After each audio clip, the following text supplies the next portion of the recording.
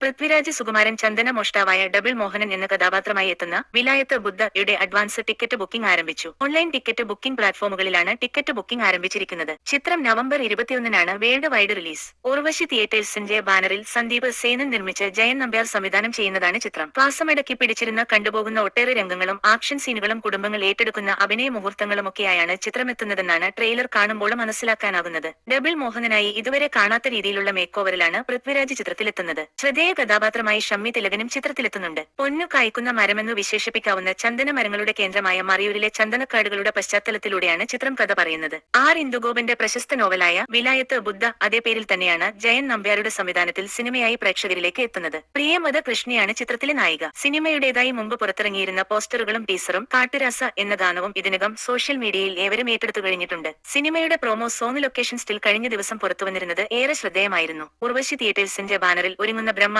സിനിമയുമാണ് വിലായത്ത് ബുദ്ധ. AVA പ്രൊഡക്ഷൻസിനു വേണ്ടി AV അനൂപുമായി ചേർന്നാണ് ചിത്രം ഒരുക്കിയിരിക്കുന്നത്.